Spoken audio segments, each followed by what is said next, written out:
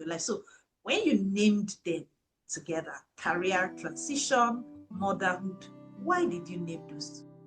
Consulting straight into education. So when I was even going for my master's, when I saw the course, I was excited. So education literally excites me.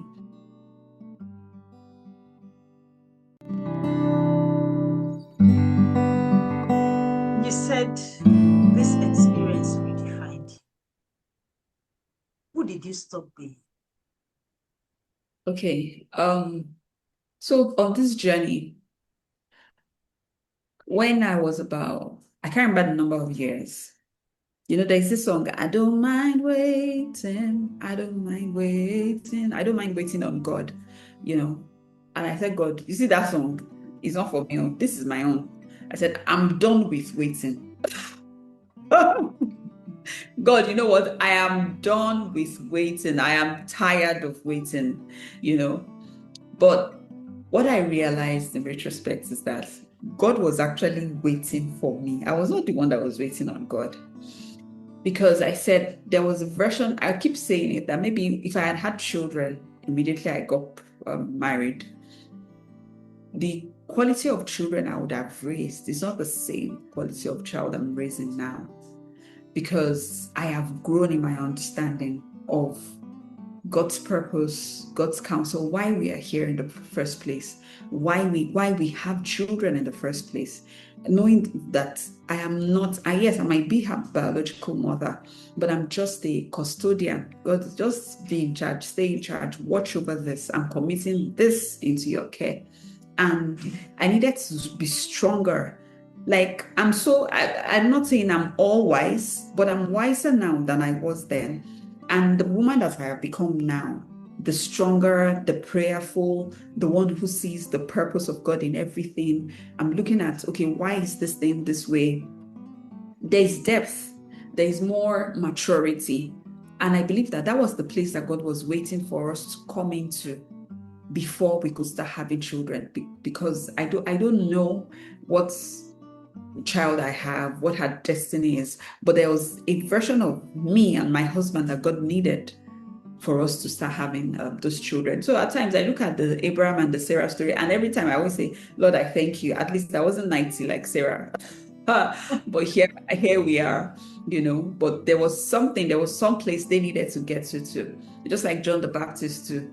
There, Jesus he had to be born just about when Jesus was going to be born. So all that understanding now, it just helps me. So when I see women who are waiting, I'm like, see, just rest in God, because God is the master planner. You don't even understand what God is doing yet. Don't be agitated. Don't fret. Don't go left, right, and center. That was one thing I tried to do. They'll tell you, oh, they're praying here. Go to that church. You can pray there.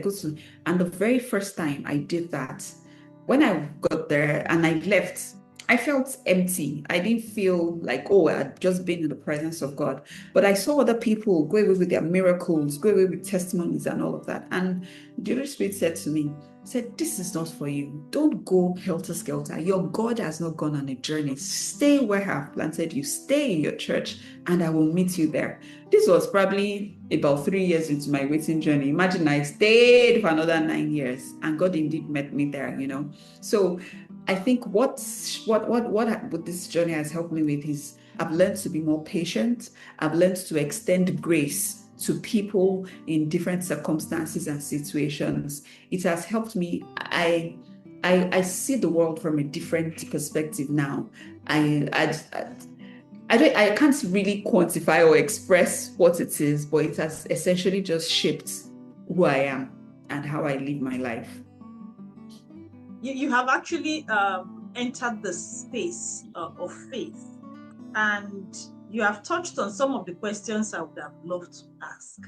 But I want you to speak again, or just go and tell us more. Just tell me more about this, your walk with God, and how it deepened. I know that there are people of faith who will listen to this.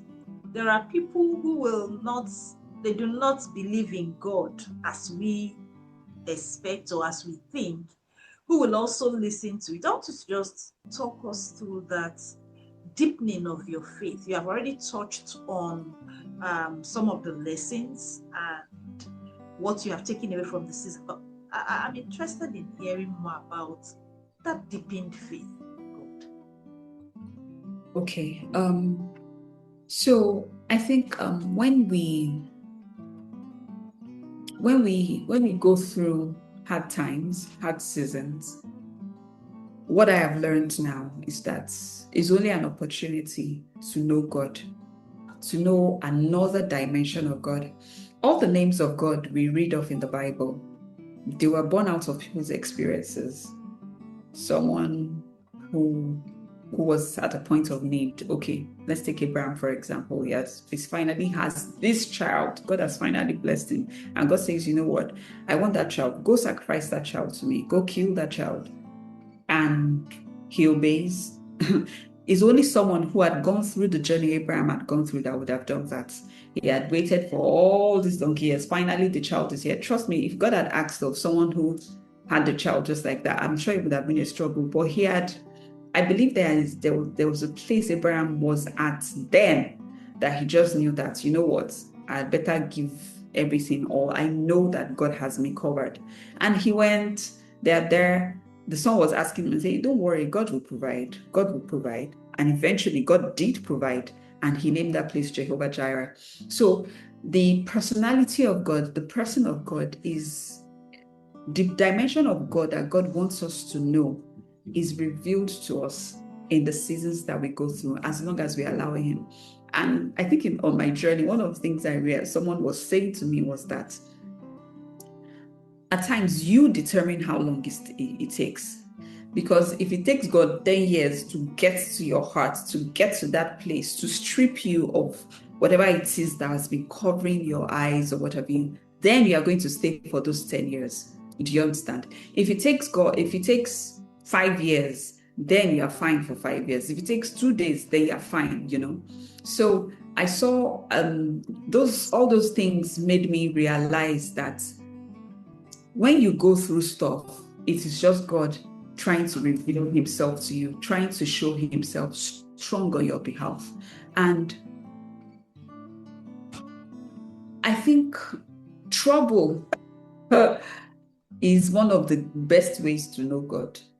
Because when you have pressure, what you run to, it's just, I don't know how to essentially articulate this. It's in here, but I'm like, when you are going through fire, you are looking for some sort of comfort.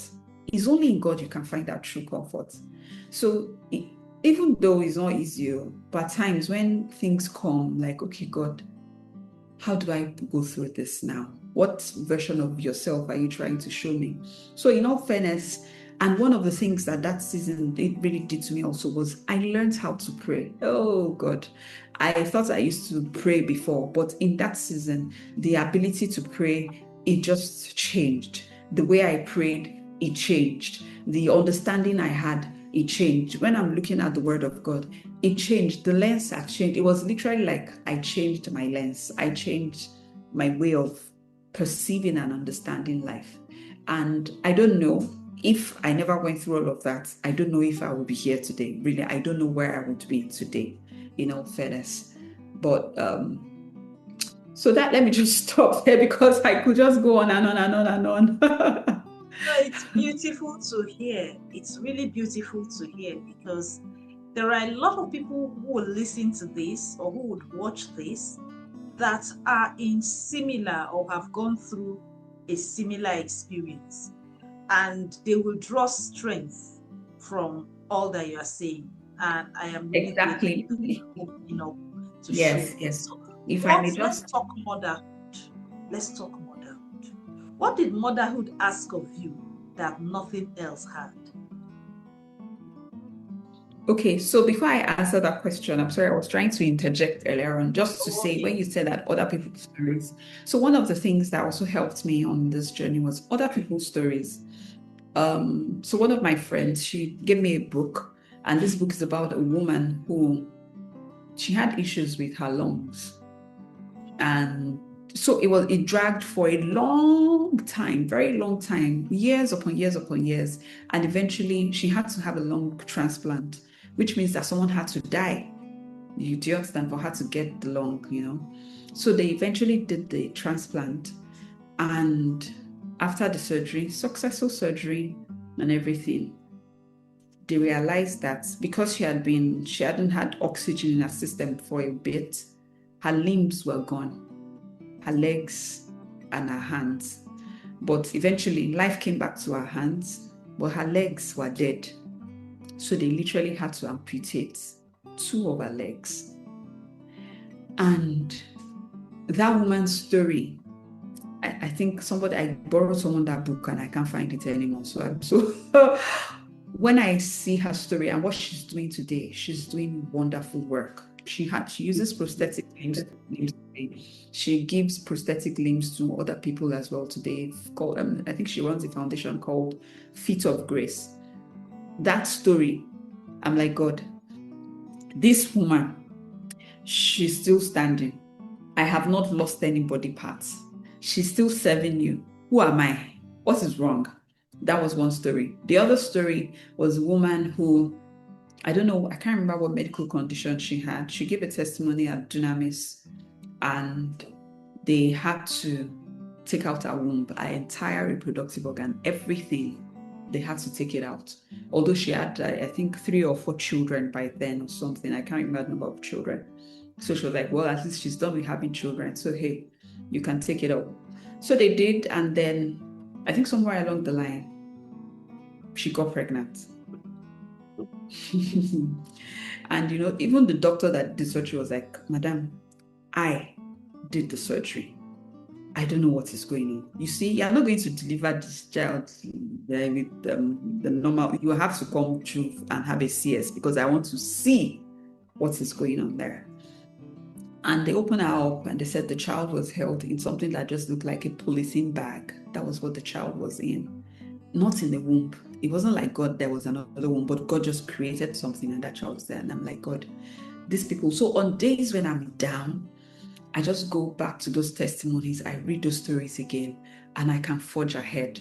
And it was because of the experience. So when I was done, I told God, I said, God, I'm going to write a book. So that my own story, I drew strength from the stories of these people. I want people to be able to draw strength from my story as well. And I put that book together. Immediately I had my child. I made sure I did it. It's published. It's out there. The book is there. So back to your question, in what ways has motherhood stretched me? Having a child in old age. Because I eventually had my daughter when I was 40. So she will be 5 this year, which means I am 45 in a week and some days plus. Oh. So that has been like the most challenging part, when you're like generations apart, 40 years difference. How? So trying to keep abreast of the issues and everything they're dealing with in their generation, raising a young child at this age, and juggling also, because at times I'm like, God, that now I want to just fly and go. At times I believe that, oh, I should be going to this place, I should be traveling this much. But because of my daughter, it just kind of slows me down. But I don't take that for granted. Even at times I'm like, God, why? Because now this is like where I won't say it's at the peak of my career, not yet, but I'm getting closer to the peak. I'm like, I'm not at entry level anymore. It's entry level, but I've learned not to complain also. So those are probably some of the challenges, that the fact that motherhood actually slows me down. And I think it's for a reason. God has put that in for a purpose. Maybe I would have gone too fast and faster than God or what have you, I don't know. And then being that old parents, when they call for parties, their class parties, school parties, I'm grateful to God that I have this young face, so I can just blend in. I don't look my age with the other parents. So that's the beauty of it. I'm sure most of them will almost fall off their chairs when I tell them my age, like, it's a lie, but that's just it, really. And what else about motherhood? I think that's just it, really. But I'm enjoying it because my daughter is an absolute delight. Oh, God. So what are you still learning? What are the things that are still unfolding? overall? Well, the truth is, with God, you can never get to the end of God. You can never get to the point where you say, I know it all. For me, for example, I am a lifelong learner. So I always have an open mind. I'm always open to learning new things. And I think that has helped me. So what I'm learning this season, generally, first and foremost, in the area of my faith, is learning obedience, relearning obedience. Because I used to think that when God says, do this, you can almost tell what the outcome will be. If God says, sow this seed, it means that I'm going to reap a massive harvest. And then when the massive harvest doesn't come, we get angry. But God, you told me to do this, and I did this. Why am I not reaping the harvest? I'm dragging God. What I'm learning this season is that it's just obedience, just obey. God did not say, when you do this, then I will do this. It's just saying, do this. Just obey, and then whatever the outcome is, trust God. In fact, don't look out for the outcomes. Just obey because He said do it. So that's what I'm learning in this season. Because at times, I think that's for me, because I think I was going through it, but I didn't realize I was going through it until someone in a group I belong to was saying it that, that God told them to do this and they did this and they did this. And at the end of the day, the outcomes were different. And then they've gone back to God to say, God, but you told us to do this. And that it was at that point God told him, yes, you have your reward for obedience. I did not tell you that you would have that outcome. Have you done what you were supposed to do? So someone else told them that, yes, when the record is opened, did you do what you were asked to do? Yes. So leave it. Leave it to God. You don't know what God had done. You don't even know how it all adds up in God's grand agenda, So I think that has helped me to realize that we are human and we are frail at our best. And we are only pencils in the hands of the Creator. The Creator can use you to write this today. It doesn't mean that you are the big picture. You are just a tiny fraction of the big picture. And it's as all of us pick our part, do our bit, that's when the picture comes in place. So that's what I've learned generally on my faith walk this season. And then personally on the job, with life and everything, I'm learning to be more patient with people. I'm learning to extend grace. I'm learning not to shut doors, because for me before, if you hurt me, I give you a chance, give you a chance, give you a chance. That's it. Be going. Let me have my peace. But now what I'm learning recently is that you don't always shut the door in people's faces. Always give a chance for people to come back. If they take it, good. If they don't, it's fine. But at least there is an open door. There's always that avenue for people to come back, because really, we grow every day, we learn every day. This thing that I believe that I'm doing that is right today, I might walk into tomorrow and realize that, wow, I made a grave mistake. But if that door has been shut in my face, I don't even have the opportunity to go back to redeem that situation or relationship. So I'm learning to just extend that grace to people and not be quick to just lump everybody in a bucket and say, that's the way they are. No, trying to say, well, I don't know what this person is going through. I don't know where they are. So let's just extend grace there. So that's where I am currently. Wow. So if you could sit with the woman you were before this season began, before you entered into this new phase of life, what would you tell her? Calm down. I'll just say, calm down. Just calm down. How do people say? Just go do it? Am I correct? I just say, just calm down. That's it. Because everything it's just time. Time. When the time has passed and you look back, you're like, now wow, was it me that did that? Oh no, So just calm down, live and live, like live fully. Don't hold back. Don't just live fully. Go if you have to remove the people that make you sad, make you feel down, please remove them from your life and focus and just be and live fully, live a full life. That's what I'll say, because all those years now, they are gone. I can't take that time back. Imagine if I hadn't gone for my master's there. Now I'm struggling to go for my PhD now because of all the things I'm juggling. But imagine if that master's, if I was holding on to that and saying, I'm not going to move, I'm not going to do anything, I just have to wait, that time is gone. I can't redeem it. So live to the fullest and just rest in God. That's what I would say. I would have said to me then. What would you want other women to know? Women standing in the middle of their own season of change at the moment. What would you want them to? Okay, so I think one of the other things I learned is being clear on what I want.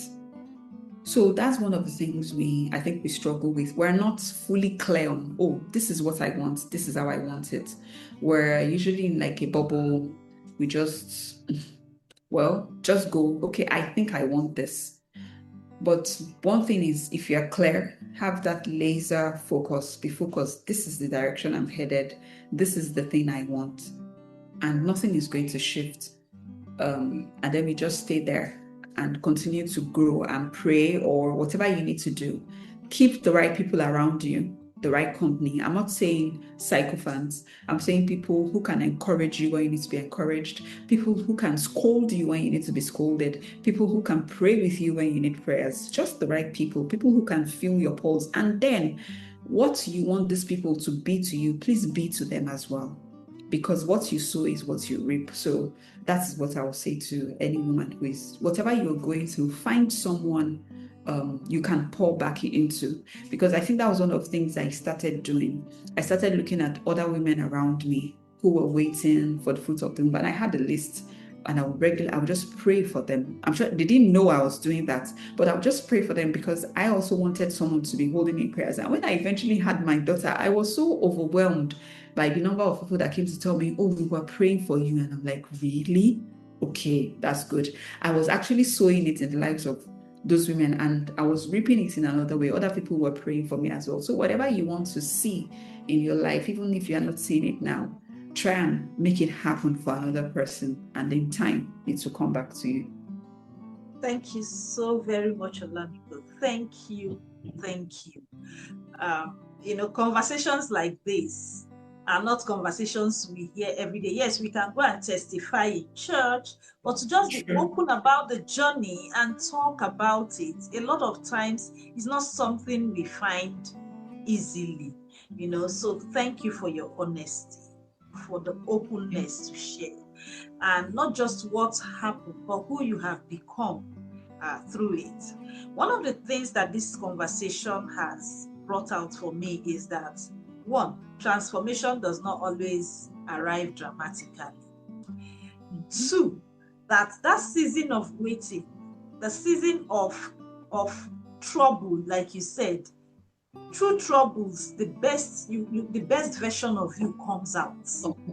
Yes. And sometimes it comes through, like we have said, through these seasons of transition, through seasons of waiting, through seasons of responsibility, of faith, of growth, and the everyday work of becoming. It's not an easy walk in the park, I must tell you. And to everyone listening, if something in this conversation resonated with you, I hope you will sit with it. Whether you are navigating a career transition, motherhood, a season of uncertainty, or simply becoming someone new, know that you are not alone. Thank you for joining us for this episode.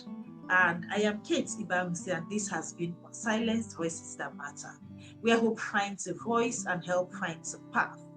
Join us on YouTube, on Spotify, and on other social media platforms to keep up with this conversation.